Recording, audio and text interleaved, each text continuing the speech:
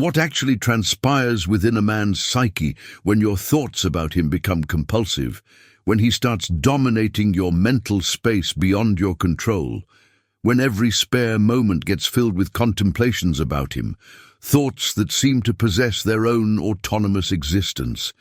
What if I revealed that a precise and measurable psychological transformation occurs within him from the moment you become unable to stop thinking about him?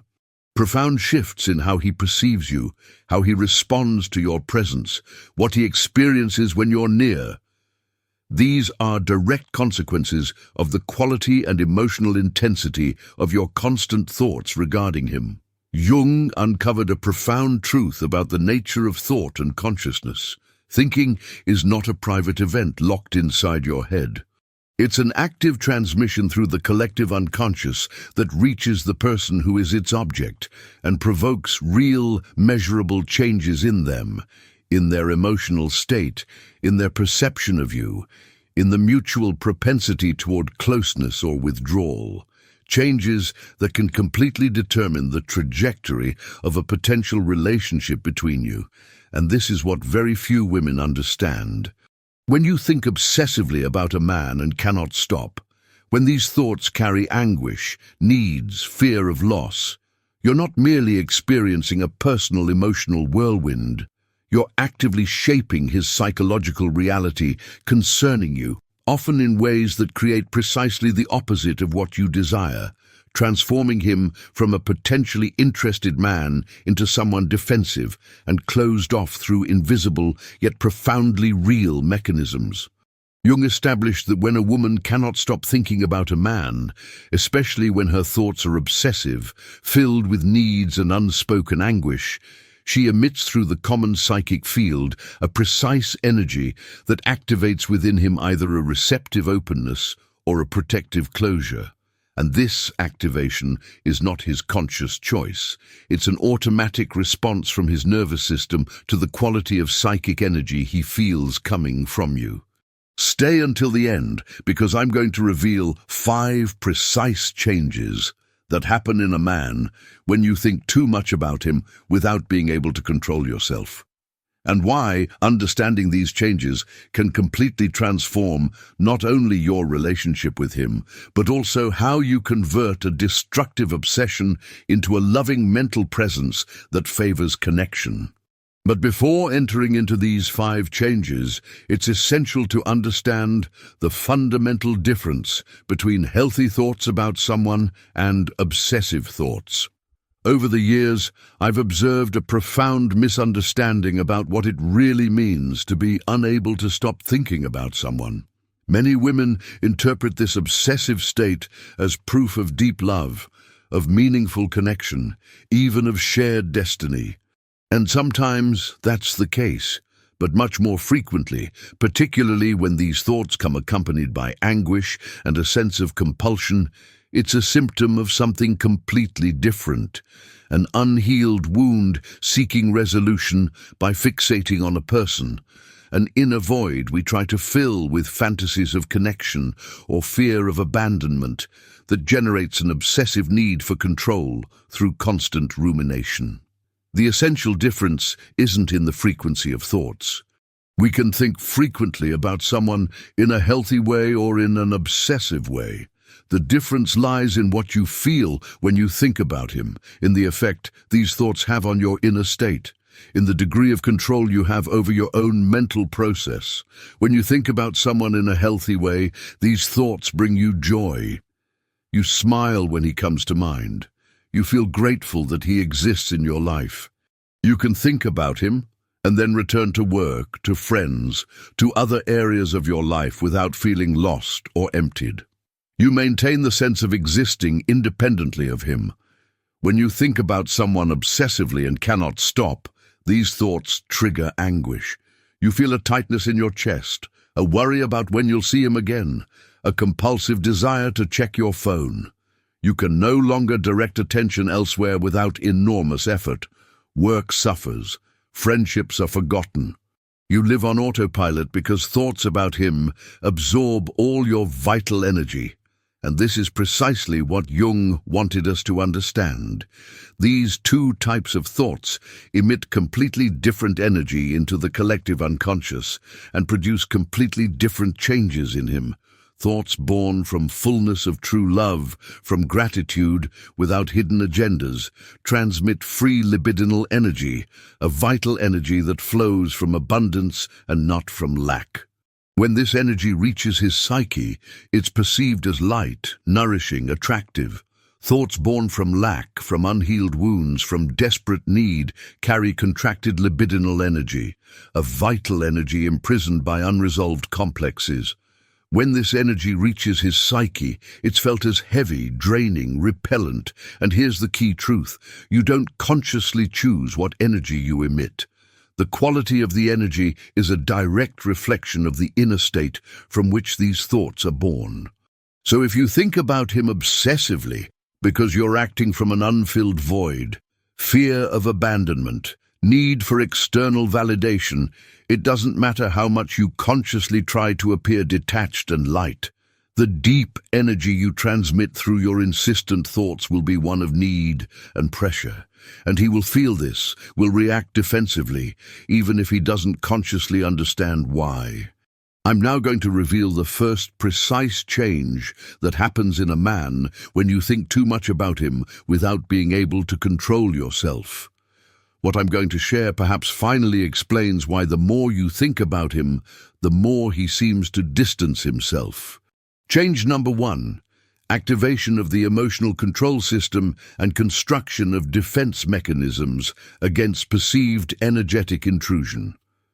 When you think obsessively about a man, when these thoughts are constant, intense, and loaded with emotional needs, the first change that happens in him is the activation of the emotional control system that we all possess. A primitive system that monitors psychological boundaries and signals when someone or something tries to cross them without authorization. As soon as this system is activated, he begins to automatically erect defenses against what is perceived as energetic intrusion. Jung would speak of a psychological preservation reaction. We all have invisible boundaries around our emotional and psychological space. These boundaries exist to protect our integrity, to control who and what we allow to penetrate the deeper layers of consciousness. They are extremely sensitive to the quality of energy we receive from others. When the energy coming from you is light and respectful of his autonomy and without demands, the boundaries remain permeable and open. But when the energy is heavy and insistent and loaded with need, unexpressed, the boundaries close automatically as a protection mechanism.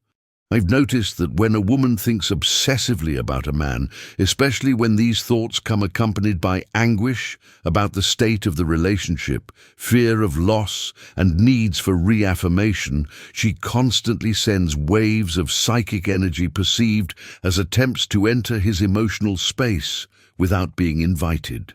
His emotional control system, which functions below the threshold of consciousness, detects these attempts and responds with internal alarm signals. Suddenly, without knowing why, he begins to feel uncomfortable thinking about you, perceives communication with you as exhausting instead of revitalizing, feels the need to create physical and emotional distance to preserve his sense of autonomy.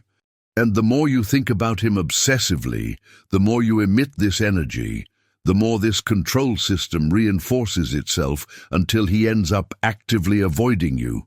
Not because he consciously decided he doesn't want a relationship, but because his entire nervous system signals danger, boundary violation, need for self-preservation.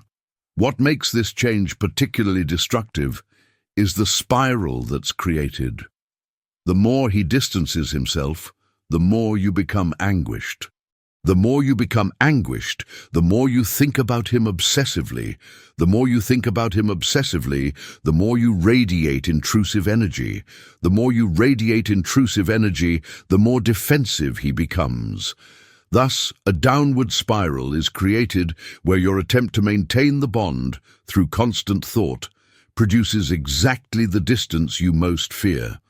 Jung would explain that this isn't a character flaw in him, nor proof that love doesn't exist. It's an automatic reaction of a healthy psyche to energy perceived as boundary violation, even if that violation isn't intentional. The only way to reverse this activation of defense mechanisms is to completely stop emitting this intrusive energy, which requires not only thinking less about him, but above all, transforming the inner state that generates these thoughts and healing the voids that create the need for obsession. Change number 2, displacement of quality perception and accelerated beginning of the de-idealization process. Jung made a remarkable discovery about human perception. The way we see others is not an objective function of their personality, but an active construction that depends profoundly on the emotional energy we associate with them. The second change that happens in a man when you think too much about him is that his perception of your qualities begins to modify, frequently in a negative way, because the energy of anguish and need that you emit through your obsessive thoughts contaminates the way he sees you. Qualities he admired before become aspects that bother him. In the beginning, when the relationship was new, when you weren't yet a prisoner of obsessive thoughts, he saw you through the prism of discovery and possibility. Your qualities were appreciated, your particularities were charming, your presence was inspiring.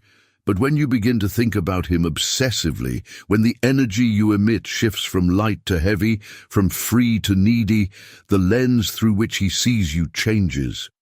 I've noticed that this perceptual slide happens in a very precise way. The qualities he admired before, for example, your independence, begin to seem like distance to him. The vulnerability he valued begins to seem like excessive dependence. The interest he found flattering begins to seem like suffocating possessiveness. It's not that these qualities objectively changed in you, it's that the different emotional energy you emit through obsessive thoughts creates a different perceptual filter through which he interprets the same behavior. Jung explained this through the concepts of projection and emotional contagion. When you constantly think about him from a place of anguish, you project onto him not only thoughts, but emotional states. These projected emotional states begin to influence how he perceives you, begin to associate you with feelings of weight, pressure, discomfort, which in reality are his own anxieties that he absorbs and internalizes through the common emotional field. Once these negative associations are formed, the de-idealization process accelerates. Where before he saw the potential for a beautiful relationship, now he sees complications. Where he felt magnetic attraction, now he feels heavy obligation. Where he anticipated your conversations with enthusiasm, now he dreads them with slight apprehension. And there's the tragedy. You may not have changed anything externally in your actions or words. The change happens in the invisible sphere of psychic energy, in the quality of your mental presence around him, but the consequences on his perception are as real as if you had radically modified your observable behavior. The more this negative perception takes root, the harder it becomes to reverse, because everything you do now is interpreted through this contaminated filter that constantly confirms that he's right to see you as a source of weight and pressure rather than joy and possibilities. When you cannot stop thinking about someone, you don't just occupy your own mind. You occupy his psychological space. You infiltrate feelings he experiences without understanding their origin, and transform his perception of you through the invisible but profoundly real energy your thoughts carry. Change number 3. Awakening of unconscious resistance and growing need to restore autonomy through creating distance. Jung established that when a person feels their autonomy threatened, when they feel someone is seeking to control or possess them, the instinctive reaction is resistance, a primitive need to restore their freedom and independence. The third change that happens in a man when you think too much about him is the activation of this unconscious resistance that manifests as a growing desire to create distance, to restore autonomy, to prove to himself that he's not controlled by you or by the bond that unites you. For most men, the feeling of autonomy is the very foundation of identity. From childhood, they're taught to value independence, to perceive need as weakness, to fiercely defend their freedom to choose paths without external pressure. When a man feels, even unconsciously, that this autonomy is threatened by the intensity of emotional energy coming from you, something primitive and powerful is activated. I've noticed that this resistance isn't conscious or voluntary. The man is frequently incapable of explaining why he suddenly feels the need for space, why talking about the future makes him uncomfortable, why he finds reasons to be less available. All he feels is pressure, a vague but persistent sensation that his freedom is being limited, and his automatic reaction is to withdraw, to create distance that returns the feeling of control over his own life. The more you think about him obsessively, the more you emit energy of need, the stronger this sensation of pressure becomes, because at the unconscious level, he perceives that you need him beyond what's reasonable, that there are unspoken expectations, emotional investment that exceeds the current stage of the relationship, an implicit agenda to which he didn't agree. Jung would explain that this resistance is a healthy mechanism of psychological preservation. When someone seeks to fill their void through you, when someone uses you as an emotional anchor without building their own inner stability, allowing yourself to be used this way always ends up depleting anyone's emotional resources. His unconscious, wiser than the conscious ego, detects the unhealthy dynamic that's installing itself and creates resistance to protect his psychic integrity. The external expression of this resistance is progressive creation of distance, less enthusiastic responses, postponement of meetings, more superficial conversations, avoidance of topics of feelings or future. All this not because love or interest disappeared, but because his system tries to re-establish balance. To recover autonomy, he feels threatened by the unilateral intensity of your emotional investment. And here's the vicious circle. The more he takes distance to restore autonomy, the more you feel abandoned. The more you feel abandoned, the more you think about him desperately to try to hold onto a bond that seems to be escaping. The more you think about him desperately, the more you emit energy of need. The more you emit energy of need, the more he feels pressure.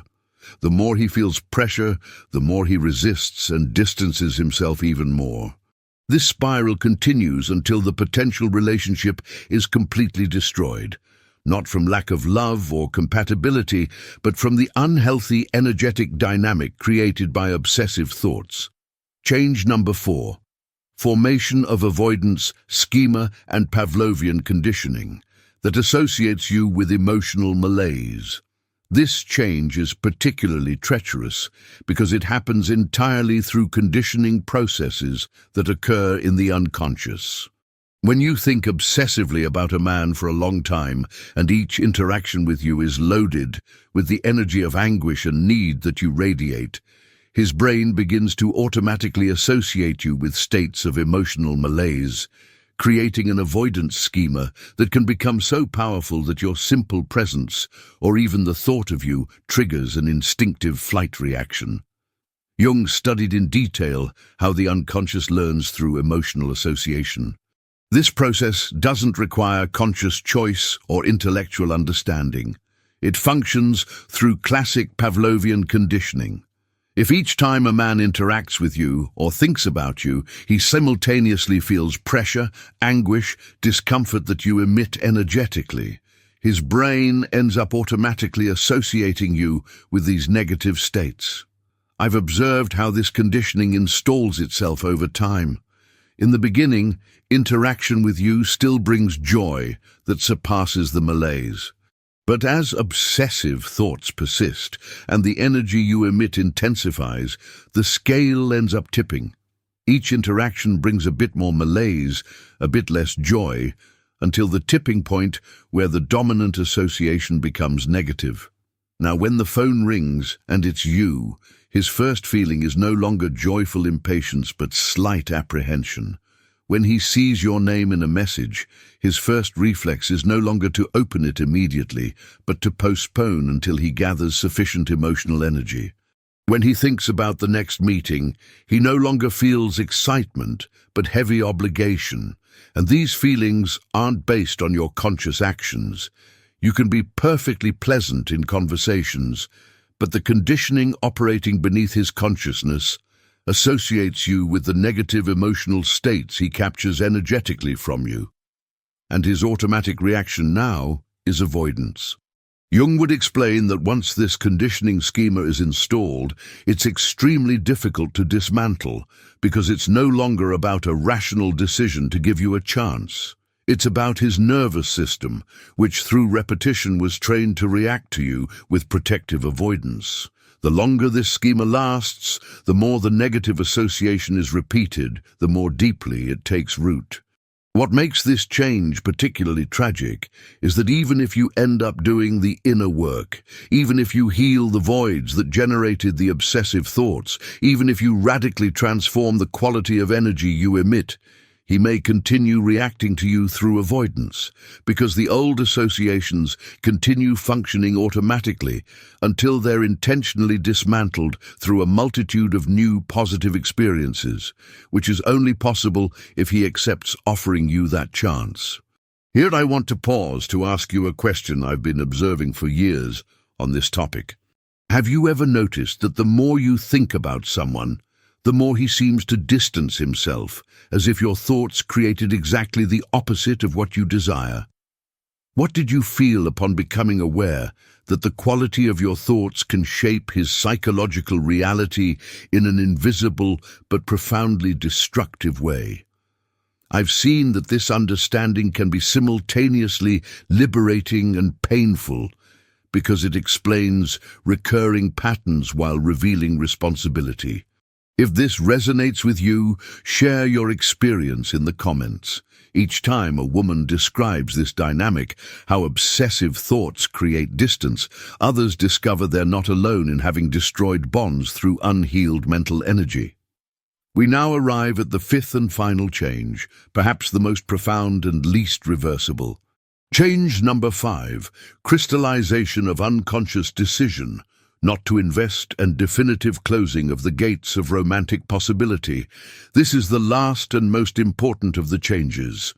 When all the previous changes have accumulated, when the surveillance system is constantly activated, when his perception of you is distorted, when resistance is strong, when the conditioned avoidance schema is powerful, his psyche ends up reaching the tipping point where an unconscious decision is made, definitively closing the possibility of a deep, loving relationship with you. You are displaced to the mental category of non-viable partners on a serious level. Once this unconscious decision is crystallized, it's nearly impossible to reverse it. Jung spoke of psychic gates that regulate the amount of emotional investment we authorize toward different people. For some, the gates are open, feelings flow freely, investment grows naturally, love can develop. For others, the gates are half closed, friendship is possible, but great romantic intimacy is blocked. For certain people, the gates are totally closed, and the person is classified as a non-romantic object, whatever their objective qualities may be. These gates aren't controlled by conscious rational decisions, but by the accumulation of emotional experiences, associative schemas, and intuition about whether this relationship serves or threatens psychological well-being. I've observed that when a woman thinks sufficiently long and obsessively about a man, after all the previous changes have had time to solidify, something ends up clicking in his psyche. An unconscious decision he makes with himself. It's like a door that closes without noise, a possibility that disappears silently. Suddenly, when he thinks about you, romantic possibility no longer exists. There's no more curiosity about what could happen. There's no more emotional interest in exploring the bond further. You've been reclassified. You pass from the category of potential romantic interest to the category of acquaintance, possibly friend, but definitively never again a possible romantic partner. And as soon as this unconscious reclassification happens, external evidence becomes clear. He stops initiating contact, no longer makes future plans, including you, speaks about you to others in a way that clearly shows he doesn't see you as a couple, may even begin to openly demonstrate interest in other women without worrying about your feelings. Because in his mind, you no longer belong to the people whose romantic feelings he must take into account. Jung would explain that this crystallization of unconscious decision is a mechanism of psychological closure, a way for the psyche to protect against additional emotional investment in a direction judged unhealthy or non-viable. Once the closure is effected, his unconscious creates a barrier extremely resistant to change, because maintaining this barrier now requires less energy than permanently resisting the desire to reopen. And here's the most painful truth at this stage. It doesn't matter what work you do on yourself. It doesn't matter the quality of energy you transform. The precise change needs to happen not only in you, but in the psychological structure he built regarding you. This structure, this categorization, this gate closure is extremely resistant to revision, especially if it formed during months or years of constant experience. Sometimes, after a very long period of total separation that allows old bonds to weaken, if you return radically transformed and external circumstances have changed greatly, the gates can reopen. But most of the time, once this final change has occurred, romantic possibilities between you truly disappear, not because there wasn't initially love or compatibility, but because the process of obsessive thinking created in him a series of psychological changes that make it impossible to continue considering you as a viable romantic option. And if everything you've felt until now wasn't coincidence but a reminder, you feel in this moment the silence between us. It's in this silence that truth resides. You're hearing these words perhaps because the moment has arrived to understand. The inability to stop thinking about someone is not just a personal emotional whirlwind. It's an active force that shapes his psychological reality, that creates in him changes capable of totally destroying any possibility of future bond. You no longer need to unconsciously use the power of your thoughts and the invisible but destructive consequences of mental obsession. You no longer need to let unhealed wounds destroy bonds through mental energy that repels instead of attracts. All those moments when you cannot control your thoughts about him, this obsessive need to constantly keep him in mind, only reveals an inner void asking to be healed, needs that only you can fill, fears from which only inner work can free you. The more you try to control him through constant rumination, the more you create destructive changes in him, the more the damage inflicted on the possibility of true love becomes irreversible. The path to loving mental presence necessarily passes through healing your own wounds and voids. It's by cultivating inner fullness that you stop needing thought as a desperate means to hold on to someone. It's by becoming whole again that you become truly attractive, even in silence. We continue our journey together. But I needed to transmit this to you now, because sometimes words find a person precisely in the moment when the soul is ready to stop using thought as a means of control and begin to heal the wounds that make this control necessary. Today, we explored 5 profound changes that happen in a man when you think too much about him without being able to contain yourself. We saw how the emotional control system activates and builds defenses against intrusive energy. We observed how his perception of your qualities shifts under the influence of anguish energy. We explored how unconscious resistance awakens and how the need to restore autonomy through distance is born. We became aware of how the avoidance schema conditions itself through repeated associations with malaise. And finally, we understood how the unconscious decision not to invest crystallizes and definitively closes the gates of romantic possibility. But here's the devastating synthesis of all this. Each of these changes happens not because he's superficial or because love isn't real, but because the energy you emit through obsessive thoughts creates these automatic transformations in his nervous system to protect psychic integrity against what is perceived as energetic intrusion, even if that intrusion isn't voluntary. Jung taught us that we carry profound responsibility not only for external acts, but for the quality of our inner consciousness. Because consciousness is not a private phenomenon, it's an active transmission that influences, shapes, and creates real effects in others. And when we cannot stop thinking about someone obsessively, when we maintain constant mental presence loaded with needs and anguish, we exercise profound influence on his psyche that can completely destroy love, even though we desire it so much. So if you're trapped in a pattern of obsessive thinking about someone, if you cannot escape constant and anguished thoughts about him, you have a choice. You can continue following this pattern and keep creating in him changes that make the bond increasingly less viable, or you can do the courageous work that consists of confronting and healing the voids, fears, and wounds that generate obsessive thoughts, transforming the quality of mental energy that takes you from lack to fullness, from need to gratitude, from attempt at control to celebration of his existence. And this work doesn't consist of controlling thoughts through willpower, but in healing the deep causes that make these obsessive thoughts necessary. First, upon finishing this exploration of the changes that happen in a man when you think too much about him, I realize that understanding these invisible but profoundly real changes represents both power and responsibility. Power, because it reveals that through the quality of your thoughts, you possess much more influence than you imagined. Responsibility, because this power requires inner work from you so that your influence serves love instead of destroying it.